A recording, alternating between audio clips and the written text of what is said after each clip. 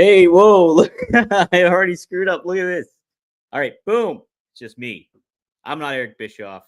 I'm not Robert Karpolis. I'm Dominic D'Angelo of adfreeshows.com, SEScoops.com, and OneTrueSportTV.com. And per usual, we're live here every Monday through Friday, noon Eastern Standard Time, to talk a little bit of pro wrestling. Obviously, my compatriot, Robert, is heading his way to Las Vegas right now for WrestleMania. I'll be doing that tomorrow. So, no show tomorrow, FYI, a little, production update. But, hopefully Robert and I will be able to meet together for the very first time in person and do a live show on Friday. That would be 9 a.m. Pacific Standard Time, but noon regular time for you guys. That's on the East Coast. So, will be a lot of fun. We'll actually get to probably have Kevin Kellum on there. Maybe one of my degenerate brothers will make a run in and you can say hi to them too. I don't know what's going to happen. But either way, I'm excited for Vegas. I'm excited for WrestleMania week. And who's excited for Dynamite tonight, huh? AEW The Dynamite. Let's not forget about them, right? They got a show coming up here and they are celebrating in a very weird way that they're going to be the longest running wrestling show on TBS. It seems to be just a indirect shot at Eric Bischoff and WCW Nitro, which I'm not. I'm all for the drum. I'm all for a little bit of the tea, so that's fine with me. But let's say some hi to some folks in the chat here. We got Triple E saying, you know what's crazy? There will be someone watching Collision over Mania, which is just wrong. Yeah, Collision is tomorrow, right? Or no, Collision's on Thursday. Collision's on Thursday. So they switched it up, Triple E, just so you know. Did he move it? Didn't know. Assumed he wouldn't, since he didn't do that for the NBA game. Yeah, I think since they're in connection with TBS and NBA, they don't want to step on each other's toes, and so to speak. So Devin Dowling says, hey, what's up? Good to see Devin in here. So feel free to join in if you have a question. I play it fast and loose when I fly solo on these. So if you have a question, feel free to pop it in there, and I'll be happy to read it at the very least. Will I answer it? Probably, but we'll see. All right. So let's take a look at the card for tonight's AEW Dynamite. Thanks to my website at SEScoops.com for the preview here. They announced some stuff. Unlike they did, I think last week. They barely announced anything last week. Now we got at least 5 matches on tap here. We have the AEW World Trios Championships, the Death Riders taking on the Ops.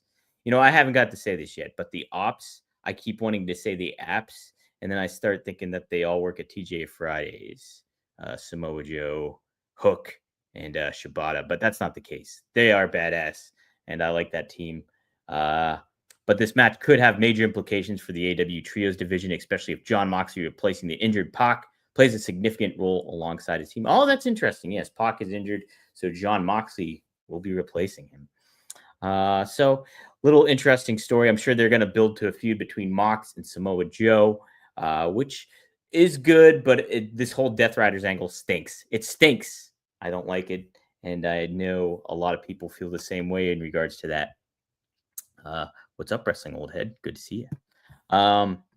But we also have the AEW World Tag Team Championship, the Hurt Syndicate taking on the Gates of Agony. All right. I appreciate the fact that the Hurt Syndicate is defending their tag team championships, but when is the last time we've seen the Gates of Agony? We don't see them on television. It's ridiculous. It's again, hey, here's your opponent for the week. Why do they have a tag team title shot? I guess maybe I had to watch Collision to know this, but who watches Collision? Who watches Collision? And I don't even know if that's the case. Have they been on Collision? Can somebody tell me?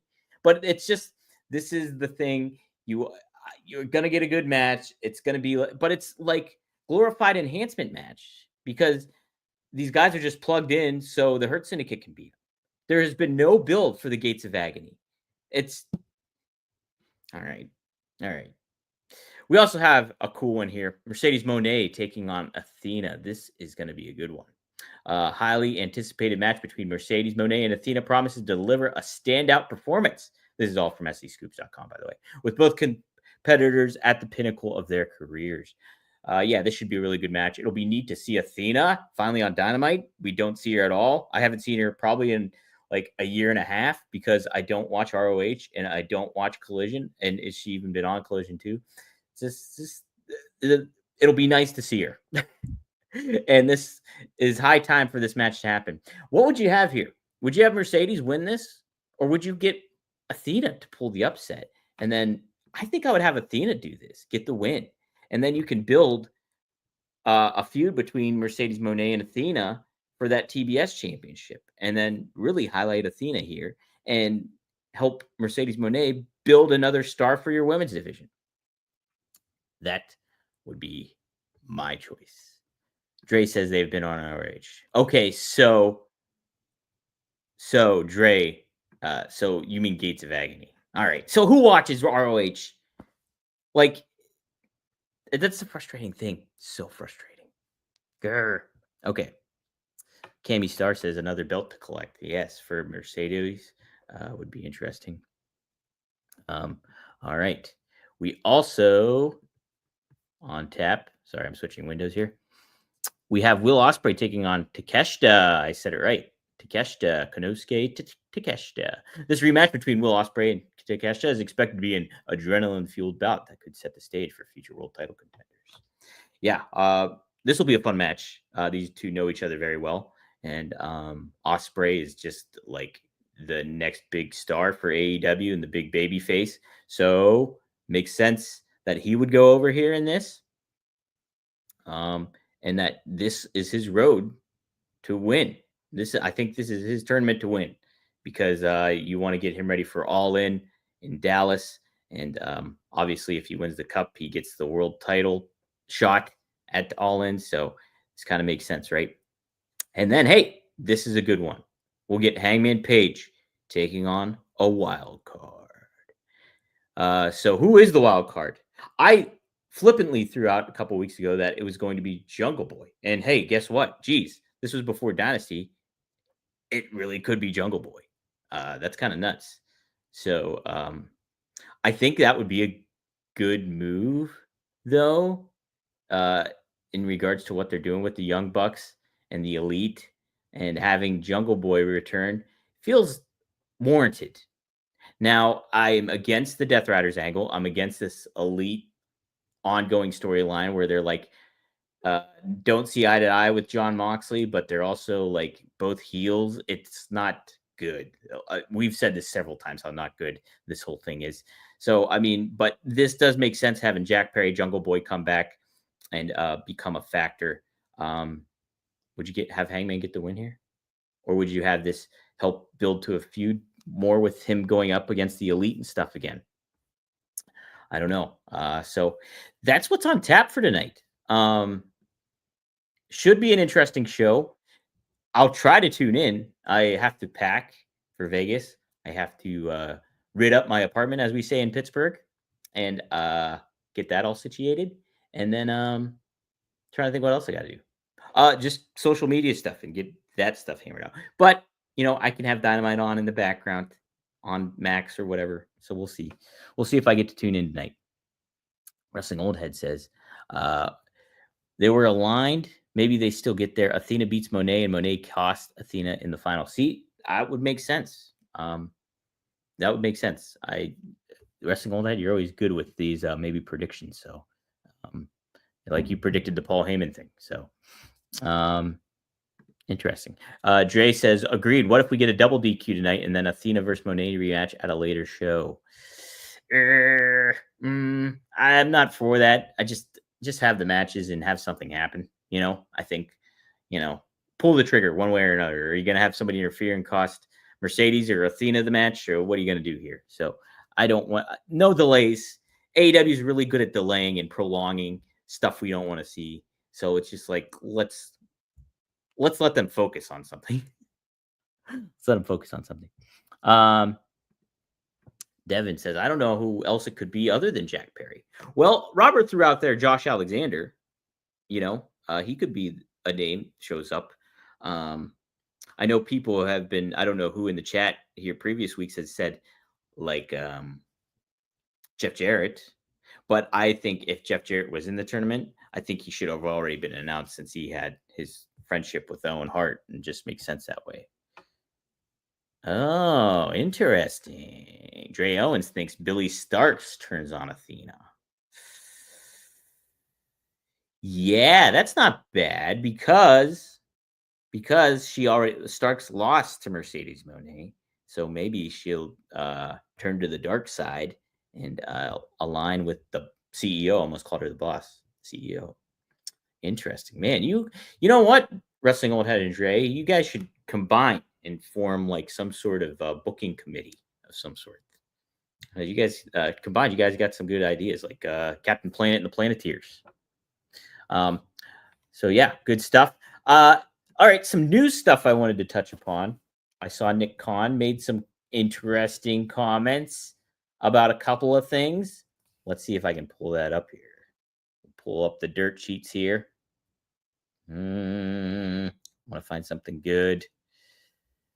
All right, here we go. Sports Illustrated. This is Rich Achino, who's I know Vegas bound. Let's see where I can grab the quote here. So Nick Khan was on the Bill Simmons podcast. Who, oddly enough, Nick Khan was the former agent to Bill Simmons. So there's this ongoing connection with media and Nick Khan and his vast net that he casts outside of wrestling. You know, Nick Khan has been invaluable. Probably you could make argument that he is the MVP of where WWE is at right now. Obviously, Triple H has his hands in it, and creatively, he's such a smart guy when it comes to all that stuff and the execution of all. But I almost Kane. Nick Khan has helped WWE get globally big in a big way, and further sunk their claws into mainstream outlets. So like ESPN and all these name sport and fanatics getting in that whole thing. Tops really embracing them, the tops of the trading cards and all that stuff. It's so Nick Khan has been on a very big role, and he has played a huge role. I actually met him briefly at the WrestleMania kickoff in Vegas last year. He was just walking around. He was a nice guy. Nice guy. You can definitely see why he's where he's at. He's very charismatic and knows how to handle people. So good on him. All right. So when it comes to signing new talent, it definitely sounds as though Nick Khan and Paul Levesque, aka Triple H, and company have their eyes on some folks. He says, in terms of other wrestling promotional company, they have a lot of talented wrestlers, and we're happy about that. Oh man, when contractually they are available to talk and have conversations with, assume a number of them will come over. Nothing but respect to Father, who finances it and owns the Jaguars and all those other things. Wow. So shots fired at Tony Khan right there. Shouts out his dad, Shad Khan, owner of the Jaguars, and takes some shot. All these cons just feud with one another, right? Jeez, oh man. But like, look, this is a smart move by Nick Khan, and here's why: because you want to create that intrigue and that ability to leave that door open for those talents to come over. Hey, yeah, we'll welcome you on board into WWE. Come on over. You know, look at what happened with Cody Rhodes. Look at what happened with Jade Cargill. Look what happens with Ricky Starks, aka Saints. Uh, Ethan Page. This has been Sean Spears. This has been a welcoming Penta Ray Phoenix. Come on over, everybody. You know, it's just it makes sense, and it puts AEW on its heels. And like somebody like Mariah May being in the mix of all that stuff. Yeah, as Rich Achino says here, these comments come just hours after rumors began surfacing about the future of former AEW Women's Champion Mariah May, who some previously reported under the assumption that the Glamour will be headed to WWE once her current deal expires later this year. So yeah, really, really interesting stuff. And here's another interesting quote that has caught wind on social media from Nick Khan in this interview. Nick Khan promises they will never have somebody put pens to paper or contract just to have them sit on the sidelines, which obviously AEW is notorious for. And, you know, you look at so many names that they have signed and they just maybe use them once and then they're gone and you don't see them. And it's very, very frustrating from a fan standpoint. He says that's something we won't do. We won't sign and bench people. We sign people who we want to use. If another entity signs and benches people now, that's not something we would do. Now, You can say that that's not necessarily the case because Hikuleo has been signed by WWE, and we have not seen one sight of him. However, I think to push back at that, I think Hikuleo is somebody that can use probably some development and ring work. And as I'm not extremely familiar with his in ring ability, I mean, I'm sure he needs some WWE seasoning and getting in there work of style and presence. And he's a big dude. So it's like somebody like that I can kind of understand. And maybe, just maybe, they're waiting to pull the trigger for the right time so he can be incorporated into the bloodline story, which makes obvious sense considering he's brothers with Tamatonga and Tangaloa, and he's part of that. So trying to think if there's any other talents that have been signed that haven't been used with WWE. You know, I think just AEW has garnered that reputation of doing that more so than WWE. Uh, and look, I think Nick Khan, hey, he's a former agent, so he knows how to schmooze people. He knows the right things to say to get some intrigue and some interest, not only from readers or listeners of the podcast, but the actual wrestlers themselves. I mean, if you're a pro wrestler right now, besides the money, which is a huge factor, besides the money that could be offered, what is intriguing about being in AEW? We've seen what they've done with talent and how they position some and how they haven't. So that is an ongoing factor. And so WWE has leverage here in so many ways. When it comes to this, they're the big name, they're the mothership here, basically, when it comes to pro wrestling. And so, yeah, the AEW is swimming uphill when it comes to all this stuff. What do you guys think of Nick Khan's comments? Do you like them or do you kind of agree with them? Okay, here we go. So yeah, people are calling me out here. Devin Dowling says, "Cough, cough, Andrade." Yeah, Andrade's is a fair one. They haven't really used him. You know, but I think from how it sounds, he could be aligning with Berto, which so they will. So you know, there's a lot on the plate when it comes to that. When it comes to utilizing a lot of the talent, but yeah, I think Andrade's probably another fair one to say. You two wonder how things go along here in WWE. You know, do they? And that's the same with AEW. Like, we don't know all the ins and outs. So there's two sides to every story. Some talent can really be shooting themselves in the foot. Someone like a Britt Baker, for example, in AEW, you know, there's reason why she's not on television. Sure, she was a huge star and a big name and one of the primary names in their women's division, but her attitude and how she handled herself backstage did not do her any favors. Almost, I think, is another fair one to say. I think, though, he's also a big man, so it's like, where do you plug him in at? And I think Almost is somebody that should be used more. So I think that's a fair one too, Tony. But yeah, I think WWE is getting close very much to having that kind of issue where they have too many people on their roster. And even with all the brands that they have. So I do think that is an issue, and it could, you know, we could certainly see some talent like not being shown on television.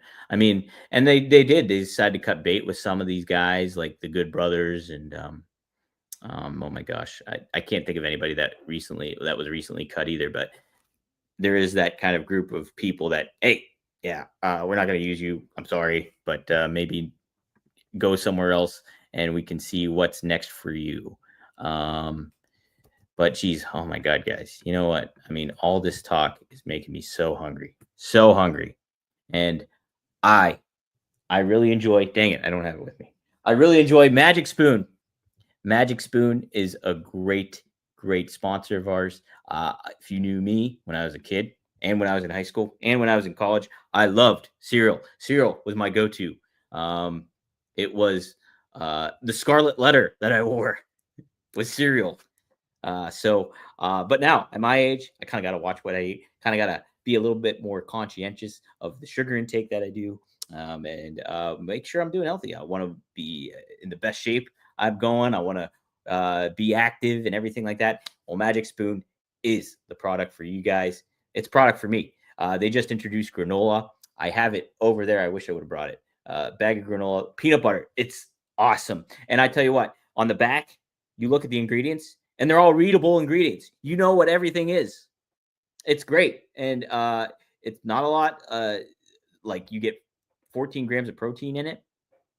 You also get great amount of different stuff in there. That's great. I don't know, but I love Magic Spoon. The cereal's really good too. I like the frosted, straight up frosted. You just keep it simple for me. I like that. So we have a special deal for our listeners, and we're always happy to have Magic Spoon on board with us. You can get $5 off your next order at magicspoon.com/rumor. Or look for Magic Spoon on Amazon or in your nearest grocery store. I found that bag of granola in Target. But hey, why don't you help us out? Go to magicspoon.com/rumor for $5 off, and tell them that Rumor and Innuendo sent you. Big fan of Magic Spoon, and I'm also a very, very big fan of looking good in some jeans. And you know what? There are no better jeans than, guess what? The Kurt Hennig, the Mr. Perfect jeans. Yes, Perfect Jeans is another one happy sponsor I love to have on here, because I tell you what, the proof is in the pudding. They sent me a pair of the jeans, and I got the Joker Light, I think they're called, but they fit me amazingly. They are my go-to jeans wherever I go. If I got to go to a wrestling event, if I got to go to, out and about and anything like that, Perfect Jeans are the way to roll. They have this stretchy fit, but they form fit as well. And you got options. You got options to take a look at on the website, and they do really, really good stuff. I highly, highly recommend them. And the price point is fair, and the quality that you get, they last long. I have had no issues with my Perfect Jeans, and I wear them as much as I can. So you can save 15% off with us too, which is really, really nice. And trying to get to the call to action. So for a limited time, our listeners get 15% off their first order plus free shipping at perfectgene.nyc, or Google the Perfect Gene and use code rumor15 for 15% off. That's 15% off for new customers at theperfectgene.nyc with promo code rumor15. After you purchase, they'll ask you where you heard about them. Please support our show and tell them that we sent you. F your khakis and get the Perfect Gene. I would swear on here, but this is a family show and I can't do that. So, Perfect Jeans, though. Support the show. I'm telling you, you will not be disappointed. If you're looking for a good, quality, long-lasting pair of jeans, the Perfect Gene is the way to go. So there you go. There you go. I'm going to be bringing my Perfect Jeans to Vegas, that's for sure. So if anybody comes up to me and they want to ask, I'll be showing them the jeans. The mean jeans. Man. We could do a lot more puns with the Perfect Gene, because Kurt Hennig, Mean Gene Okerlund, man, it just sets itself up. All right. Wanted to make sure, if you guys have questions, be sure to fire them on in here. I want to make sure I cover all the good news here going downtown right before I head out to Vegas. Seeing if there's anything that really pops up that could be. Okay. Here's another. Look, Nick Khan is full of news here. Just full of news. So that notorious thing going around where Travis Scott blasted Cody Rhodes on the mat. That was crazy. That looked horrible. And rumor and innuendo were that Cody Rhodes had a busted eardrum. And yeah, I know indirectly that Cody no-sold a little bit and stuff like that. At least via text he did. I have a source that told me a funny story about that. So that's pretty cool. Either way, actually, that's a lie. I don't have a source. It was on Conrad's show. So it was Conrad, guys. Conrad told the story on 83 Weeks that he texted Cody and Cody no-sold it. So that's a lie. That just dawned on me. Okay. So here's what he had to say. Oh, this is a different show he was on? Jeez, Nick Khan's everywhere. Speaking at the Ankler's Business of Entertainment program at NAB show, Nick Khan and Triple H commented on Scott's involvement with the John Cena heel turn and being with The Rock. So Khan said, the Travis Scott, John Cena heel turn, what was that in terms of social media impressions? Triple H says it was a couple 100 million. Khan continued, it was insane. This is from Fightful, by the way. Paul Levesque, Triple H, did tell Travis after, hey, that was pretty hard slap. We'll show you how to pull your punches a little bit. Travis said, Dwayne Johnson told me you better slap the SH out of him or people are going to think you don't have it. Paul chuckled and I chuckled. It was a pretty big moment for us. Triple H then added, it was incredible. Ironically, the only person that didn't complain about the slap was Cody Rhodes. So there you go, right? Backing up what Conrad had to say. He just wanted to look good. Travis was like a kid in a candy store on that thing. He'll be at WrestleMania. A lot of people will be at WrestleMania. That includes The Rock, who we have not seen since that heel turn. So interesting stuff. Devin says, if I was Cody, I'd no sell it too. F that Punk. I'm the world champ. Heck yeah, you got to do it. Fun story about Jake Roberts. This was in Mid-South, I believe.